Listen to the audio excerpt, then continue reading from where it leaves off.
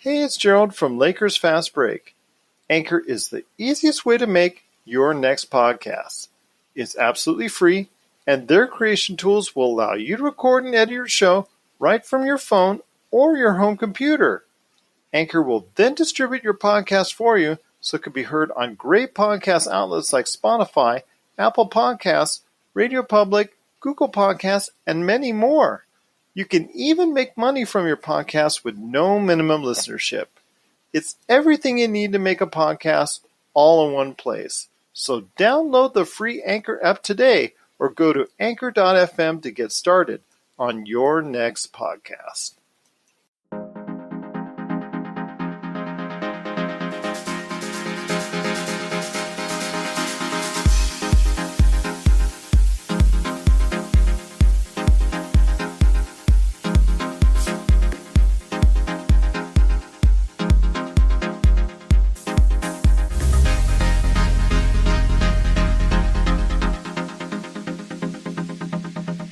And we're back once again with another episode of the Lakers Fast Break podcast. It's Gerald Glassford coming right back at you here from Lakers Fast Break, Pop Culture Cosmos, Inside Sports Fantasy Football, and Game Source. Thank you so much for listening to all of our great programs. Well, still a lot to talk about in the NBA as we get closer, ever so slowly, to a possible start date for the NBA. Still a little bit of ways away, but looking forward to something happening real soon in the whole context of an NBA season. And here to talk to me today about that and other Laker topics is my good friend. I know him as Tom Wong, but you know him as the man behind Lakerholics.net. You got to go ahead and be a part of the conversation today at Lakerholics.net. It is LakerTom. And LakerTom, thanks for returning back on today's show. Appreciate it so much. Thanks again. I hope you're safe. You and your family are safe as we get back into some sort of semblance of our society. Maybe it's a little bit too soon. Maybe it's the right time. I'm not sure. That's a debate that's hotly going on. But the NBA, seeing that other leagues are now going ahead full blast into their seasons or planning it out or making schedules or guaranteeing start dates, it looks more and more like the NBA has got the kind of go-ahead, of course, to go ahead and start the NBA season at some point down the line. It sure looks that way, Gerald. It'd be wonderful to be able to have a chance for the Lakers to finish off this season and actually compete for that championship that I thought we had a good shot at. Nothing for certain, but I think that Adam Silver's recent conversation with the players really covered a lot of ground and set some of the conditions and situations that would happen. And it was very interesting, and I think overall encouraging. The only thing that I think all of us are a little worried about is whether or not there'll be some rebound of the coronavirus, and that could just derail all of the plans for all of the leagues if a bunch of people all of a sudden start getting sick again and the death counts start to rise. It's not a really promising sign when you look at the three top guys in the coronavirus task committee that Trump put together are now, all sequestered and self-sheltered in place. The vice presidents and two people on the staff have tested positive, and there's questions about the tests and so forth. And you think that if it's hard to imagine any of the professional leagues, even with their power and so forth, being able to manage this situation if the White House itself can't seem to manage it. So, but at any rate, I think there are some positive things to talk about. Adam Silver covered a lot of ground in his conversations with the players, starting off with the idea that it possibly could be Eastern Conference finals or playoffs, so to speak, being held in Disney World, and the Western Conference holding theirs in Las Vegas, where you might be able to become one of those few fans that could sneak in there. Well, I'm hoping for that. Again, there's still debate on where they're actually going to have the tournaments and have the actual completion of the season. Also, as well, they've talked about getting all 30 teams together in one place to go ahead and finish off the season as well. I know they could do it here in Las Vegas because not only did we talk about in past episodes about having 6 arenas able to play or that have played either major college basketball or NBA games in the past couple of years, you have also the Mandalay Bay has offered to build up to 24 courts. So you could actually have a lot going on, including practices and things of that nature going concurrently. So you could have pretty much, a really truncated schedule and playoff schedule there. I believe they can make up to 12 to 15 courts at Disney World. So they'll be also able to do it. Not quite the amount Mandalay Bay has, but you're right. If they go to a East-West type scenario, but they still would have to get together for the ultimate finals, which of course would be a smaller amount of teams right. too. So I think that's pretty good if they go ahead and split it up that way between Las Vegas and Orlando. Although, now the question is, oh my gosh, the guys would go ahead and gamble. They're stuck for a month in Vegas or they're stuck for a month at Disney and they have to go ahead and Disney and, all these different other scenarios. I mean, they're there to play basketball. The other thing is, will the non-playoff teams, how are they going to be able to handle it? Is Adam Silver going to go ahead and institute his playoffs format? Or is it just going to continue on as the last 5 or 6 games of the season? What does that say to a team like Golden State or Atlanta, who's really out of the playoffs? Why should they even care? Things of that nature. So it really is going to be a situation where they're going to have to work it out. And I know they've talked about extending the collective bargaining agreement in this situation in regards to it. They just announced that as we're taping this, that they're extending it, and the deadline to scrap the current collective bargaining agreement has been extended so they could talk even further about how they're going to figure this out. So the logistics are still being talked about. I know also as well for optics, they were talking about, we don't want to go ahead and do it unless we know we can get enough testing because we want to make sure frontline workers get testing. And yes, that was optics, and that's great. But once they saw the NFL going full blast into its schedule, announcing and said, we're going to go in September regardless, right. Things of that nature. And also NASCAR, they're going full board into it next week. Of course, they're going to be in racetracks without fans. PGA is starting up as well. And, all these other leagues are starting up. Soccer is starting up around the world. So you're going to go ahead and see these leagues starting, and they're going to have they're either going to have or not have enough testing. They're just going to start up regardless. With the NBA, at least I appreciate Adam Silver being concerned over the amount of testing, whether or not it's up to 15,000 or up to as much as 100,000 tests that need to be taken care of over the course of the period of time that they're there. I appreciate the fact that they're considering the safety of the players and also the safety of their families as well. This is something that I don't think other leagues are taking that kind of care in comparison. So kudos to Adam Silver. But as I said before, it's all about optics, and they didn't want to be the first to jump back into it. But now that everybody else is, hey, let's go ahead and start our season as well. Well, there's a couple of things that he brought up that sort of tied into just what you were talking about. One being that even though he said that every one of the owners wants to come back and play to finish the season, so that would include the teams that were not in the playoffs, but he also said that they're pretty committed to not wanting to end up with an asterisk on the playoffs. So they're planning on having 7-game series, thinking that just because they're going to be done in a single venue at a single location, that they can save time, for the travel and so forth, so that they can afford to do that.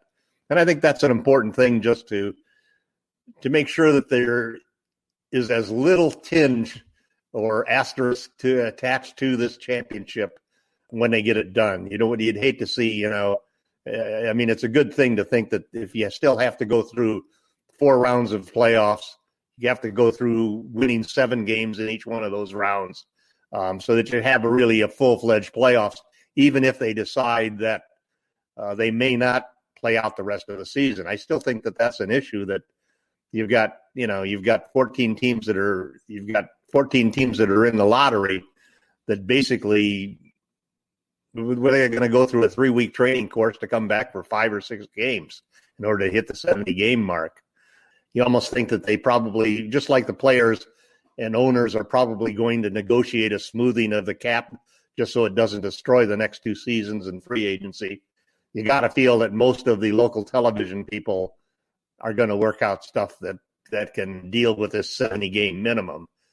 It's kind of interesting because the rule in the league is that everything over 70 games on the local television goes entirely 100% to the league, with the one exception being the Lakers, who actually have a per-game deal on their local television network contract. So I think it's still not certain that they're actually going to finish out the season, the regular season. There's a lot of talk that 5 or 6 games is basically just sort of like a preseason just to get ready for the playoffs.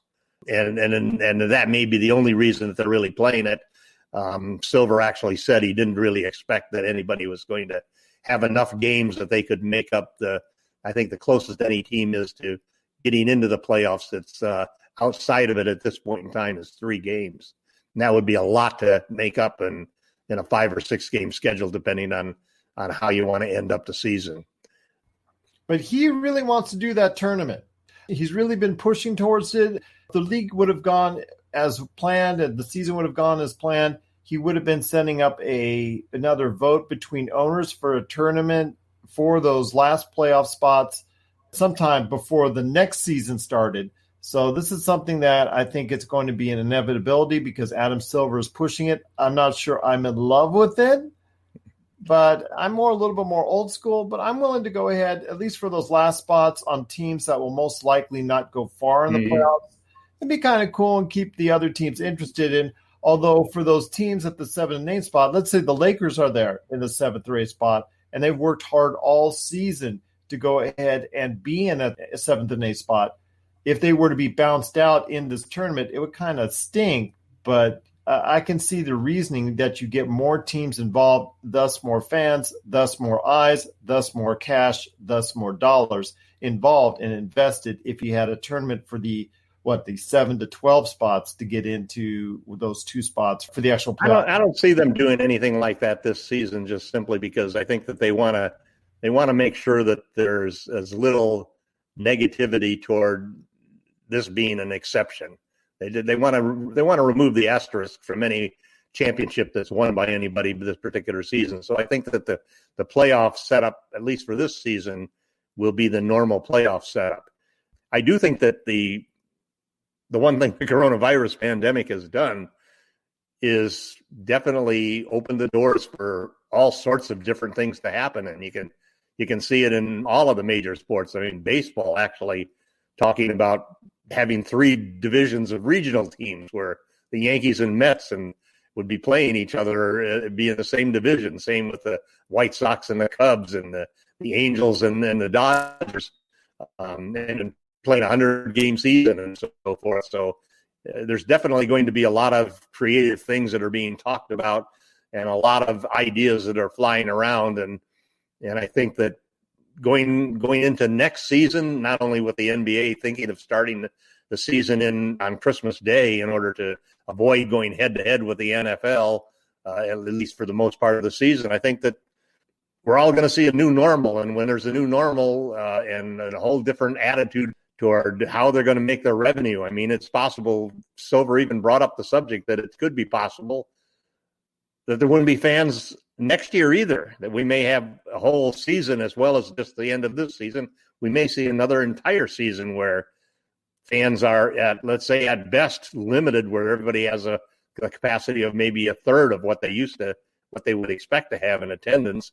And the actual tickets being sold represent, from when you count the playoffs included in it, 40% of the revenue that the league makes. So you're getting in a whole new situation, and we'll see a lot of different things about how teams are going to broadcast games. The networks are going to have challenges. I mean, what are they going to pipe in audience sounds or turn on the microphone so that we can hear the players trash talk each other?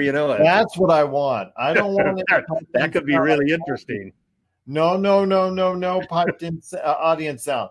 What I do want is unfiltered, uncensored NBA sound.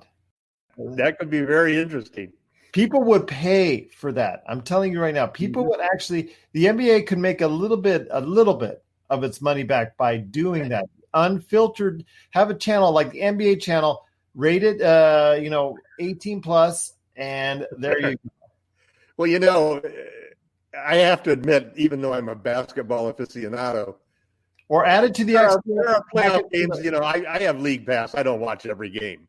Yeah, but I don't watch every game in the playoffs. Added by the time they start this playoffs, I'm going to watch every game. Added uncensored channel to NBA League Pass. I would highly recommend it. It would make, and you could raise it up the price, just to compensate a little bit. But you know what? That's just something I'm throwing out there right there. It's what the fans who get the front court seats get to hear that we don't hear. They get a whole different perspective of the game than the guys up in the bleachers like we are.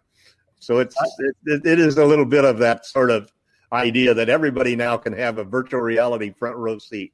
They can hear exactly what the players say to each other. Well, Rachel Nichols did say in a recent podcast that she would like to see that, and she thinks that might relate to younger audiences because right now, because the league, just before obviously the season went down, the ratings were down. Right. So that's something that is not the ratings are down. So that's something that is of great concern to the league even before the season went down. So that'd be kind of cool to go ahead and do that. And that might relate to younger audiences having that type of unfilteredness and more accessibility. But I'm disagreeing with you. I think Adam Silver, if he gets a chance, and also to go ahead and spice the interest for some of these teams that are going there. Otherwise, they would be going through the motions for the last 5 games of the NBA season. I think they need to go ahead and possibly do a round-robin tournament for either the 7 and 8 seeds, something like that. I think they need to do that to spice up that interest. I think Adam Silver is really behind it, and I think he needs to go ahead and choose that for this occasion. Would I like to see that on a regular basis? I don't think so. But then again, if the younger audiences get into it, it works. It works for baseball. I mean, you have to admit it. When you play a 162 game season, and you go into a playoff, a sudden death type playoff game to determine whether or not you go on.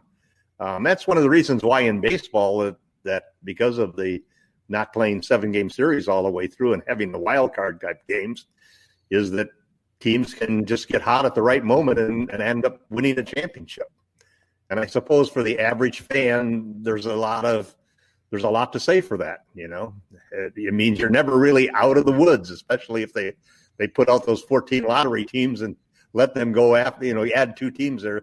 You'd have 18 teams. They took those 18 lottery teams, or let's say 16, you take the number 18 in each division or in each conference, and you put together the 14 lotteries plus that, you've got a 16-game, single elimination contest to see who's going to be the eighth team in each conference. And, it basically means that nobody's completely out of it. If you got somebody injured at the start of the year, there's a lot of talk that Kevin Durant could possibly, depending on how long this lasts, Kevin Durant and the Nets might be right back in there.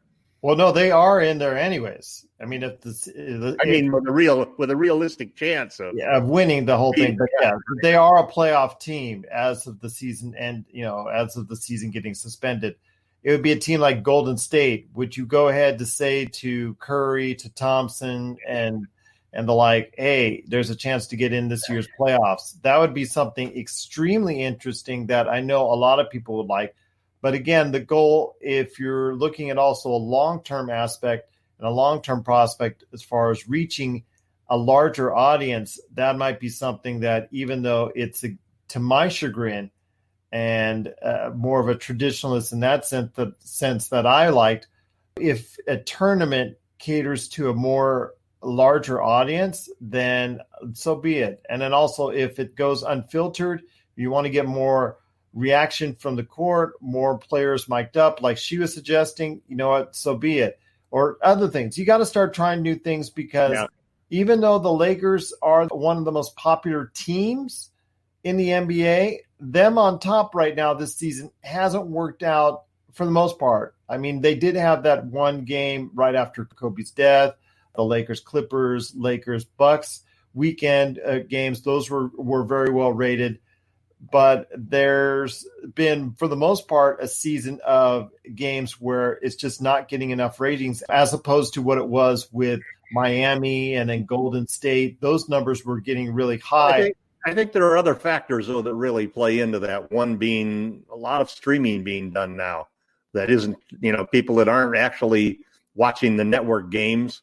And then also, too, the NBA schedule is kind of a complicated situation where the league has very poor ability to make shifts at the end to improve the qualities of the games. And some of the matchups that they were playing on the big networks, on NBC or ABC and on Turner, some of those matchups were really not good matchups at all. Well, Zion getting hurt really hurt a big chunk of it, and they were on 30 games total. There was, I think, 30 games plus total on that. I think they could have adjusted a lot more than they did, but they played a lot of those games. A lot of those games stayed on the schedule because they couldn't feel anybody out of the game in there. Yeah, they don't have something set up like the NFL does, where they're able to go ahead and change it on the fly. And if everybody plays on Sunday, makes it a lot easier to adjust your schedule according to the situation. But it'll be interesting. I mean, I one thing I would say is that I tend to think that there's a lot more validity to the idea of having a tournament for the number 8 spots in the playoffs than there is this mid-season tournament thing that they're trying to pull off. That's the worst. Don't do that at all. That is the worst. Seems to be a total loss. I don't see how that could work at all. The risk of injury just for somebody playing in that tournament. They're lucky to get a quarter out of the players really playing hard in the NBA All-Star game. Yeah, that to me they've been trying to tweak with the midseason and the All-Star game for years now, and that's something they're going to have to continue to do. But no midseason tournaments, that's awful. And what's really going to help this year, next year, would be starting the season on Christmas Day, and not having those October, November, and December games really suffer because of the NFL dominating things and people just not getting into basketball. It's an 82-game season. It isn't 162 games like Major League Baseball, but it's a long season, and a lot of fans generally start to tune in December. So if you start in December and you got that nice long run there, you got a lot of run after the Super Bowl is over, where you're really the prime basketball time. So I think that they would do better. The other thing that, though, I think is that there is a lot of streaming of games now. And I know my son watches all of these games illegally, He downloads and streams every game that he wants to see, even though he's a Warriors fan. But he does that with movies, and he does it with anything, and there's a whole group of younger people today that they didn't grow up watching the networks. They didn't grow up just watching basketball on ABC and Turner and so forth. So I think that it's going to change a lot going forward, because all of a sudden television revenue, I mean, if you look at the different industries that are going to benefit, you can see that airlines and cruise lines and music concerts and so forth are going to be difficult. But newspapers like the New York Times, the big newspapers, and CNN and the television shows and stuff, and I think there's a big opportunity that online sports all of a sudden is going to become a lot more profitable than it has been in the past, because all of a sudden you're going to have people a lot more hesitant to join a crowd and sit next to 25 people right next to them in a crowded stadium. I think that there's going to be holdovers that are, it's the same thing with working from home or going to school from home or seeing the doctor via video. We're going to see a lot of changes in just the way that things work. And certain industries are primed. Industries that are doing things remotely, all of the entertainment industries have big opportunities to increase their profitability. And I think that teams are going to have to start focusing. They've been doing it over the years.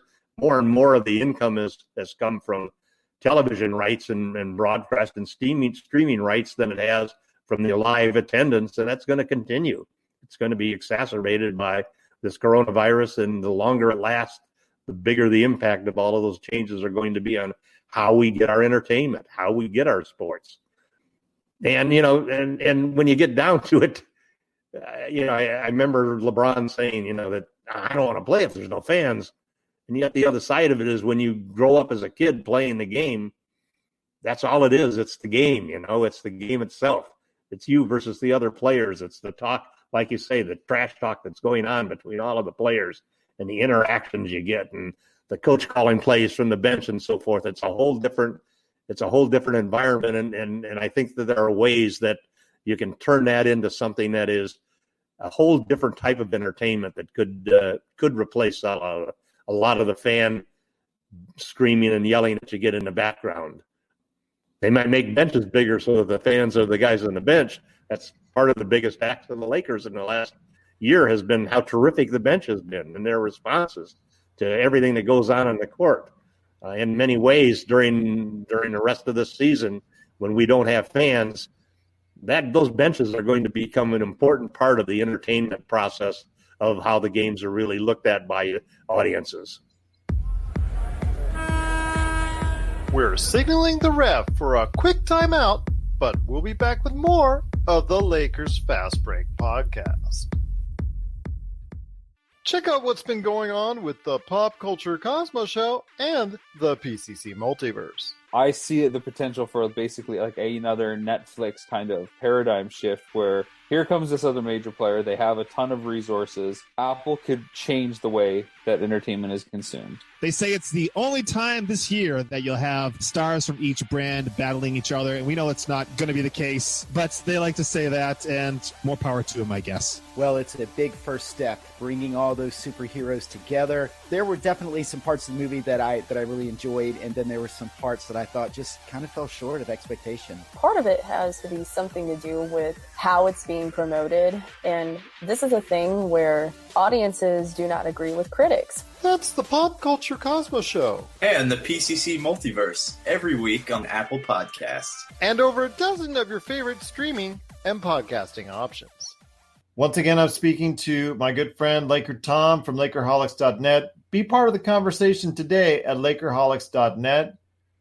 When I go ahead and see what's going on with the landscape of how the NBA is getting back together, I mean, one of the things that I'm seeing that really interests me is the consistent talk about what are these teams going to be doing as far as draft, free agency, how are they going to be able to interweave that between seasons? I mean, some people even suggested the draft go on in June as planned, which I think is ridiculous because you don't even know the status of all the teams and their final record as of yet.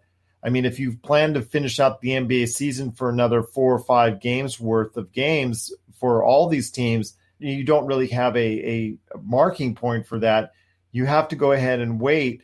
I think the idea, and this was also suggested by Rachel Nichols and some others out there, on different podcasts and whatnot, that they should give a try to the free agency, NBA free agency after the season's over, no matter how short of a time it's going to be.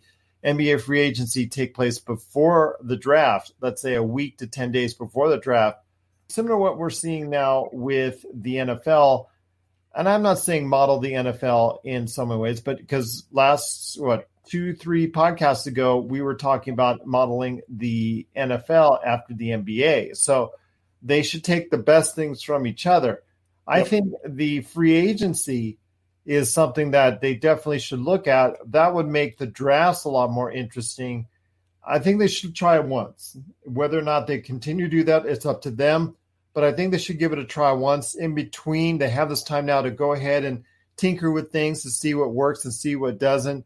This coronavirus issue is very tragic, but at least allows the NBA to try a few things like a tournament, like flip-flopping the draft and free agency, like starting the season at Christmas, all these different scenarios that the league can try out to see what works and what doesn't.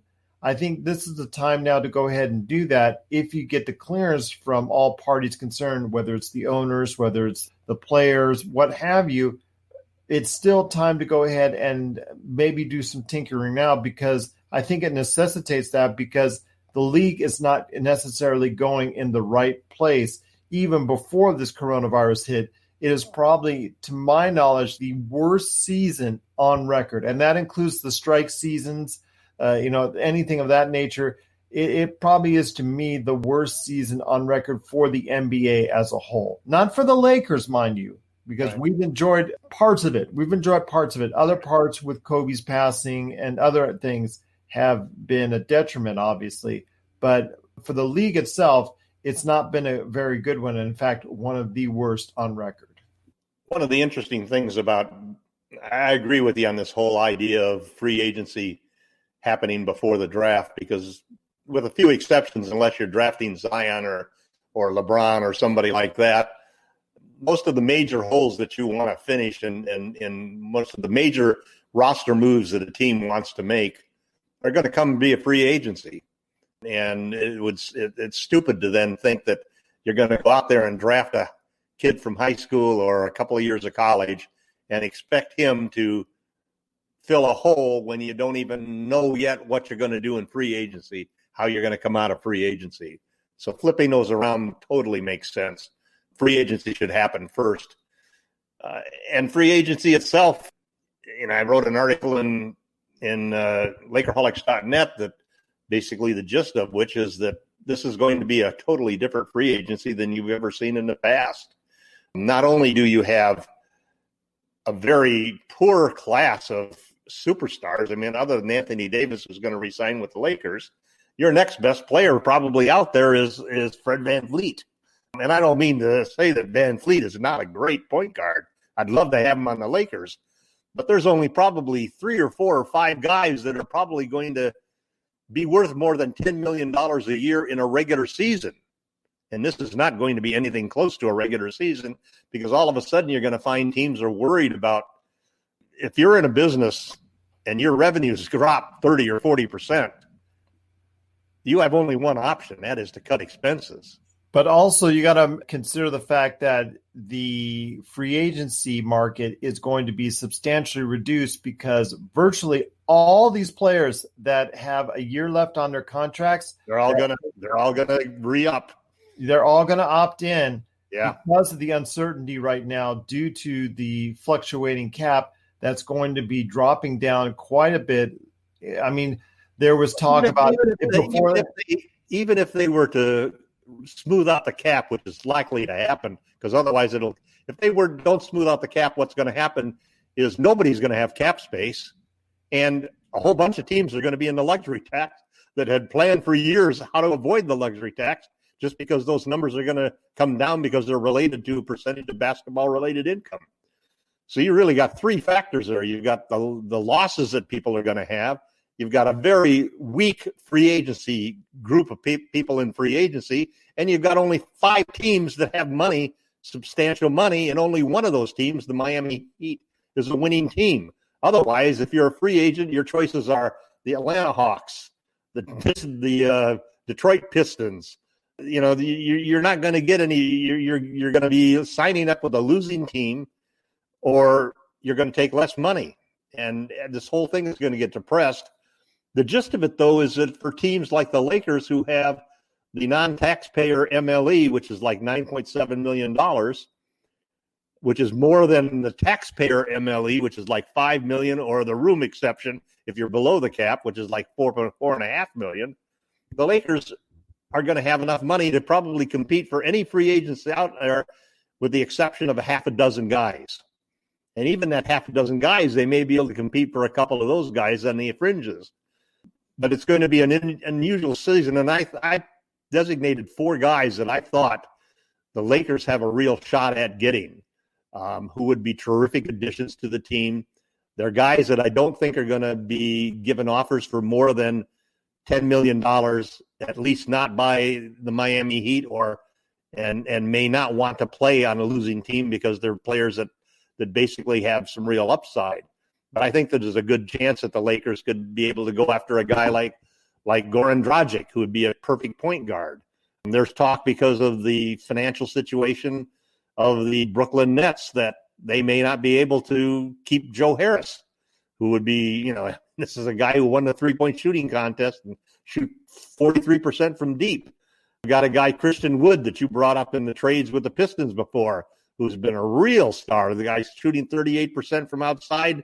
He's a power forward, but he's really athletic. He has great hops around the rim, is a terrific dunker. You got him, and so you got three guys right there. So you got guys that and then these are all players that basically could come out there and be signed by the Lakers, which could be a real addition to the team. And then you've got a fourth guy that I really like, who's had a great season, which is I forgot his name now, Aaron Baines from the Phoenix Suns. One of the things that the Lakers need, besides having a point guard and a second scorer and a third scorer and a second point guard, is they need a stretch five, somebody who can really make sure that teams like the Bucks and the Clippers don't use their drop coverage and just crowd up the lane and prevent LeBron and AD from getting to the basket. You put a guy like Baines out there who's a rugged defender and one of the best screen setters in the league, and all of a sudden, and he's a pick and pop guy that could basically really hurt teams that run a sag on the Lakers. So you've got four guys there that all are going to earn probably less than $10 million a year, less than what the MLE that the Lakers have. And the Lakers should have a good shot, and they basically should go after every one of these guys and take whoever's the first guy to want to take the spot, get a chance to play with LeBron and AD and win a championship. Because Markieff Morris, unlike what you were saying last week, has not been the answer so far. His shooting has been awful. He's under 40% from the field and under 30% from the three-point area, which is the exact opposite of what he was shooting at in Detroit. So Right. It's been very unfortunate that that's happened, because when you said that last week and he's been shooting very well and he's been playing very well for the Lakers, I'm like, we're not watching the same Markieff Morris, because Markieff Morris has really stunk it up out there, but he hasn't played in too many games. So maybe he would go ahead in a playoff series, be able to go and be a little bit more effective. And now that he's going to have some time as far as a training camp, 20, 30 days right. of working with the Lakers, maybe he can get back into form. It's been one of those things where his best when he was playing with Detroit was the first year he's really shot the ball really well. But when you look at the options, Wood basically can play a little bit of center, but he's primarily a power forward. Baines would be a wonderful fit on the team. And a lot of that depends on what happens with DeMarcus Cousins, because Cousins basically, as I've always said, is the perfect stretch five if he can recover from his injuries and come back. I know you feel that Dwight Howard may end up getting a better offer to go somewhere else. I don't think that's going to happen.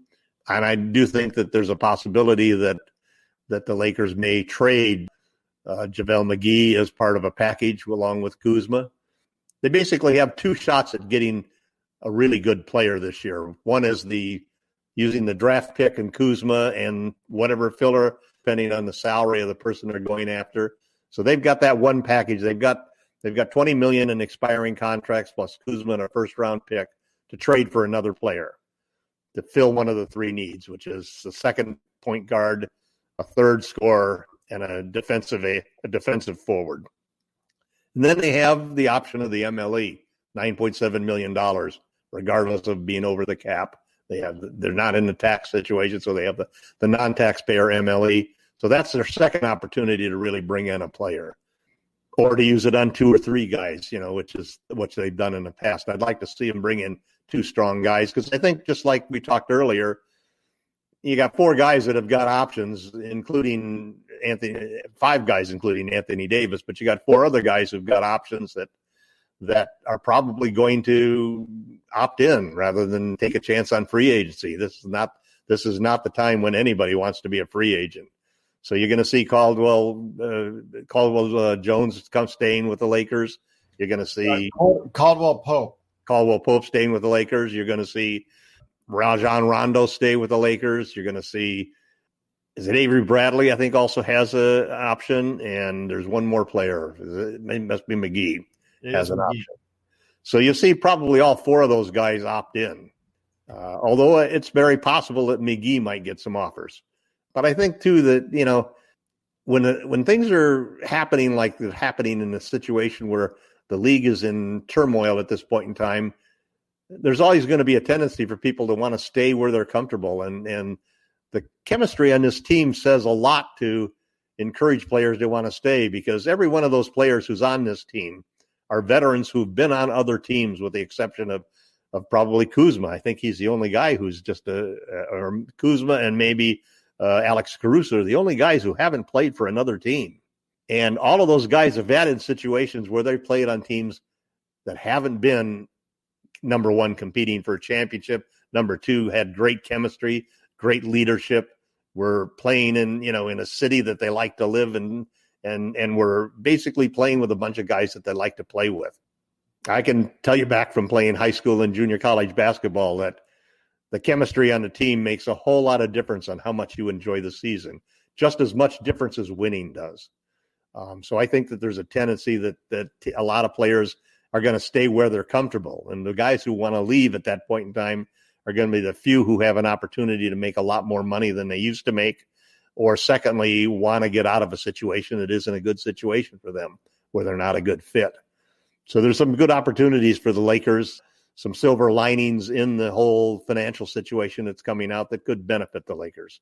And I think being able to pick up their use of the non-taxpayer MLE, which is twice as much as the room exception they had last year, could give them a real opportunity, and it could be a real weapon for them in recruiting another top-flight player to play with the team. And the thing is, you have to make sure at this point in time, while you have LeBron and AD, and they're both healthy, while you have the window of LeBron and AD, you can't worry about money. Okay, especially with the Lakers and how much they're worth. And they did try to steal $4.4 million, but we won't go there. I keep on going there because I'm still mad at them for doing that. But with LeBron and AD, you have that window. You have to go ahead and spend every available dollar while you have them here and available to play and playing at the level that they are. If you don't, then you're not doing your team justice, your organization justice, and most importantly, your fans justice if you do not do that. So you know what? You need to go ahead and spend the MLE. You need to go ahead and do whatever you can do as far as even going above the salary cap, going into the tax, going into repeater tax, whatever you need to do it right now, because these times may not come very often for the Lakers, because the rest of the decade, as the way it's set up right now, after LeBron, it's not going to be very pretty unless you find another LeBron, which is going to be hard to do, to pair up with AD if you sign AD long-term. And that could be another issue aside. If AD sees that LeBron is leaving or LeBron is retiring, he may not want to be there long-term as well. So by the time 2023, 2024, even 2025 rolls around, you may not have the team that you had planned or designed. And if you aren't doing a good job as GM, and you and I have talked about this GM before in the recent past, then you're going to really have to go ahead and do your work, because it might come back to a situation in what we saw the past 6 years of futility for the Lakers really quickly once LeBron and or AD leaves. So you got to go ahead and maximize, because your window is small, your window is finite, and you need to go ahead and spend whatever available cash you have on the best players out there that you can get. Yep, I agree with you 100%. Ideally, this is a perfect situation. There's a silver lining when you have a business climate like we've got right now, where a lot of NBA teams are going to be pulling in their resources and being hesitant to spend. This is an opportunity where, just like in corporate business anywhere, the rich get richer and the poor get poorer. The Lakers can take advantage of this, and they need to go out there. Any other year, any normal year, for example, at that $9.7 million MLE would really mean nothing. Like last year, that was really not anything that could have been a big weapon. You couldn't have gotten any of the guys that there must have been 25, 30 players last year that signed for more than the MLE. There are maybe only 3 or 4 this year that do that. So there's a good opportunity for the Lakers to take advantage of that. And I think that if there's anything that that ownership has shown over the years for the Lakers. If there's anything that Jeannie Buss learned from her dad, and that's not to squelch on talent. Spend the money and we'll figure out how to cover that in other ways. And I think that's what the Lakers just exactly have to do.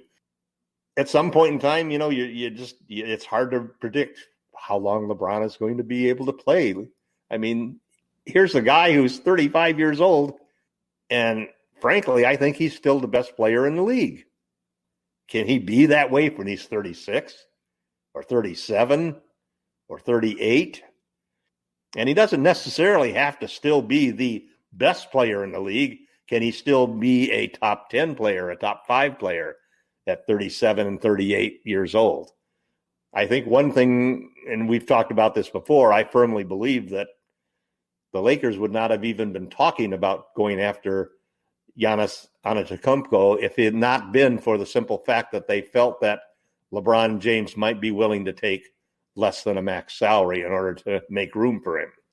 But it raises up the subject, which is I'm in the middle of writing an article about who's going to be the next superstar to take the mantle from LeBron James as the best player in the league. And there are obvious challengers. Giannis is, in some people's mind, has already taken over that position. Before he got injured, there were ones who claimed that Kevin Durant had taken over that position. There are others that say Kawhi Leonard has taken over that position. I don't think any one of those three has surpassed LeBron at this point in time. But those three plus Anthony Davis are the four that I think are the four best candidates that are out there right now.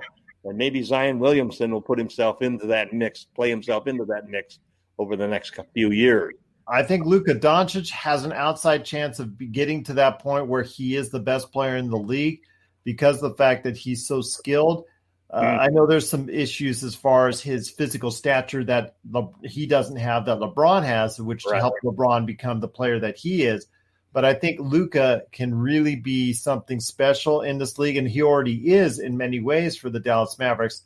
You mentioned Kevin Durant, and Kevin Durant coming off an Achilles injury. I think he'll get back to a point where he's a top 10 player, maybe even a top 5 player again. I don't think he'll ever get back to the point where he was even 2-3 years ago, simply because of the fact that also he's 31 years of age and he's seen a lot of mileage and wear and tear from the NBA. But I will tell you, there are points in time in the past decade that he was the best player in the league above LeBron, and that was proven in the finals. I mean, there were those finals matchups between those two where Durant was clearly outplaying LeBron. At least, LeBron was playing at a spectacular level, but Durant was playing at a notch just higher. So you could say at those point in times he was the best player in the world. But overall, during an 82-game season, you can see LeBron is going ahead and playing at a level that not many aren't. And I know Durant at some points in time during the seasons when he was with Golden State would defer to obviously Thompson or Curry or Green or whatnot. But at some points in time during the playoffs when they were matched up against each other, Durant did play like he was the best player on the face of God's green earth. And there's definitely an opinion by a large number of people today that Giannis is the best player, is better than LeBron at this point in time, and that Kawhi is better than LeBron at this point in time. I don't agree. Those are good arguments. I think those are good arguments because of the fact that LeBron is older now and that LeBron isn't LeBron at all points of time. We've seen during the course of the season when he gets tired, he does not have that lift, and he is much more easily defendable. He gets a shot blocked when he goes to the rim, things of that nature. So we don't see those type of games all the time. Now we see them like 75. Those are regular season games too, and we saw a little bit of the playoff LeBron in those last 2 games against the Bucks. Well, that's what I'm saying. When he gets up for these games, there is no one better at this point in time. Even Antetokounmpo can't match up to that level when LeBron is playing at that Superman level. The thing is, you're not going to get it every game like you did in the past.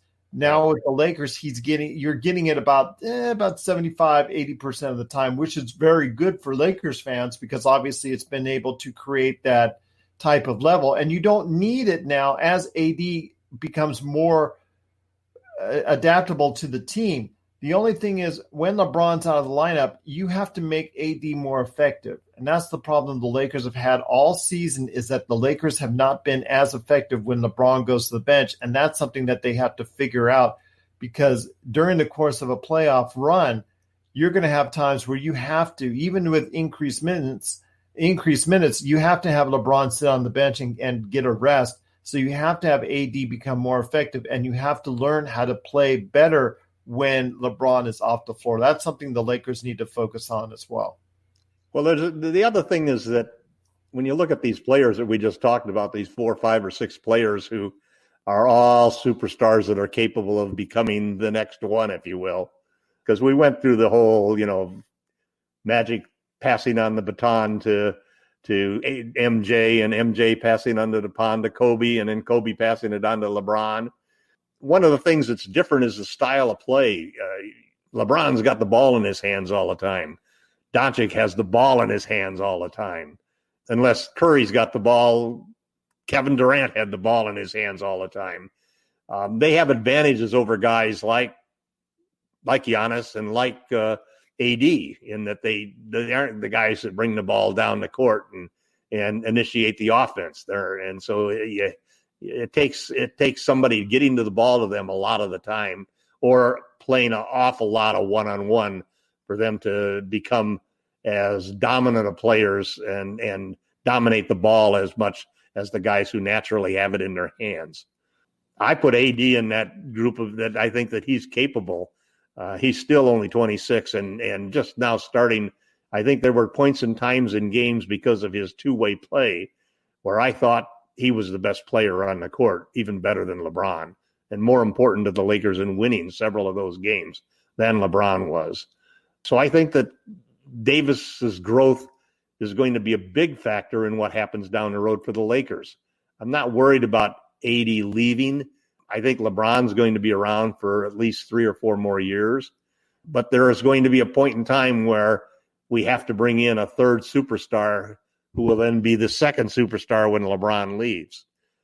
And I would like that superstar to be a guard. I think I've said that in the past, as opposed to Giannis. It'd be great to have Giannis, but the NBA still is a guard's game. And even though LeBron is a small forward in normal conversations, the truth of the matter is he's the point guard for the Lakers. He's the guy, and just the same way as Doncic is not, Luka's not a small forward either. He's a point guard. He basically has the ball in his hands and controls it the same as LeBron does. So I think that there's the big transition and the big challenge that Rob Pelinka has is that while he's making all of these moves to win now, while we've got LeBron and AD, he's also got to make that other big move, which is to figure out, okay, how do I get that third superstar into the lineup who is going to end up being the guy to replace LeBron James at such point in time as LeBron does leave the Lakers and retire. I think Giannis they're going to go after Giannis like crazy, but it's almost like the Kawhi situation again. If they could instead focus on a great point guard, or a great guard at least. Doesn't necessarily have to be a 10 assist point guard. It could be a combo guard who can deliver 5 assists per game. Somebody, that can really handle that role. But we need to get somebody like that, and that's going to be the secondary challenge that Pelinka's got to somehow accomplish at the same time as he keeps filling in pieces to keep the train that's moving right now staying at the top of the heap. He's got to get that another player in there so that becomes not a 1 or 2 or 3 year window that we're looking at, but a decade-long window that they're looking at for the Lakers being championship contenders. We'll be back with more of the Lakers Fast Break podcast.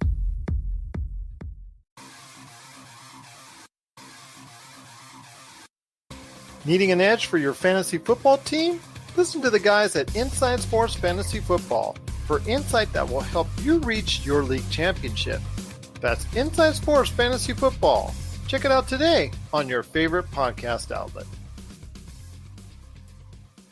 Well, it's been a great conversation, my friend. I really appreciate you being part of it today. Once again, I'm speaking to LakerTom. He is the man behind LakerHolics.net. You got to be part of the conversation today at LakerHolics.net.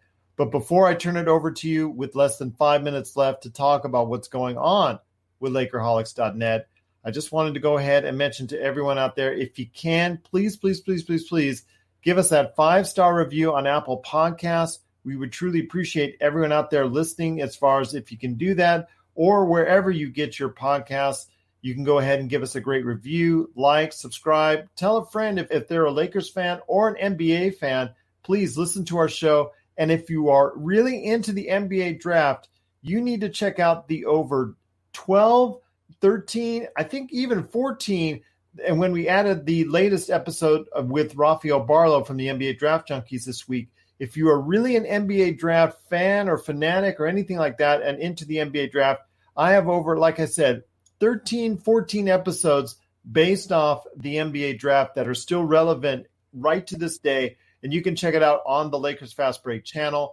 It's right there for you. It's within the past month or so. It's some great conversations with Rafael Barlow from the NBA DraftJunkies.com. Also as well, Michael Weisenberg from the Stepien and Stone Hansen from DraftSite.com. They're great conversations. I even had them all together for mock drafts of the first and second round. Hopefully we'll be able to do that again once the lottery teams are chosen and all that. However, Adam Silver wants to go ahead and do that. So I'm looking forward to it. You got to check it out today at the Lakers Fast Break. And please, if you can, tell a friend. We'd love to hear your thoughts on it as well. Send us your comments, LakersFastBreak@yahoo.com or at LakersFastBreak on Twitter. LakerTom, if you have any questions, or you just want to go ahead and check out his crazy trade scenarios like he was doing last week, you can go to @LakerTom on Twitter. Tom, before we head on out, my friend, I want to go ahead and give you the opportunity to give an update to the fans out there and the listeners on what's going on at LakerHolics.net. We've been talking about all of the same things that we've been talking about on the podcast, Gerald. Everybody's sort of anxious to find out what's going to happen with the league and when we're going to get back to games. Everybody's watching all of the Michael Jordan stuff and going through all of those various things. We've been having quite a few posts. I've put up several posts where we're comparing different players, trying to figure out which Laker players would be the one that you'd win to choose to start a franchise. We talked about which 4 candidates that we have for the MLE trade thing, and we've had the 4 candidates that we would want to trade for as guards. So we're sort of keeping that theme. I'm going to be releasing in a couple of days an article that really goes over who is the superstar in today's game most likely to take over the mantle from LeBron James as the best player in the league. So if you enjoy those types of conversations and are looking for some intelligent debate back and forth with other intelligent and rabid fans who are all respectful and so forth, LakerHolics.net is the perfect place for you to go. And we invite you to join us in the conversation anytime. Somebody's almost always online, so that there's always somebody that you can get going into a conversation. And we all are just eager to get back into the NBA season and have the Lakers finish the job that got suspended because of the coronavirus situation. And once again, that's LakerHolics.net. Be part of the conversation today at LakerHolics.net. And I agree with you. There is a lot to talk about and discuss, so head on over there today, and you'll even get to see some updates from the Lakers Fast Break podcast. You go ahead and check it out there at LakerHolics.net. I'm so excited to talk about what's going on with the Lakers each and every week as we get closer to a possible start of the NBA season. I'm looking forward to, my friend. Any last thoughts on the way out? I'm just hoping that we end up having a playoffs this year. I'd hate to see the season end up getting canceled. Just don't want that to happen, especially with a 35-year-old LeBron and the team playing as well as they did. It'll be hard to come back for all of the teams, and I think the Lakers, to a man, are out there still hoping that they'll have a chance to go out and win their 17th championship. Just as long as you don't pipe in the crowd noise. No. Just don't do it. Don't pipe in that crowd noise. It's really irritating beyond all description. And I'm sure that they're not going to do that. No. Do not put it past the networks. Are you kidding me? Oh, no. Never put anything past the networks, because when you do, they always let you down. take it from someone who is in the media for a little while now, that's seen it all, well, seen almost all. You just never put it past the networks because they'll let you down every time. Well, LakerTom, it's been great talking to you, my friend. Once again, each and every week, every time we have this discussion, I look forward to next week's conversation where we'll talk more Lakers and NBA subjects as it gets closer to a possible NBA season. I'm looking forward to next week's conversation, and I know you are as well, LakerTom. Once again, I appreciate everything that you do for us right here at the Lakers Fast Break Podcast.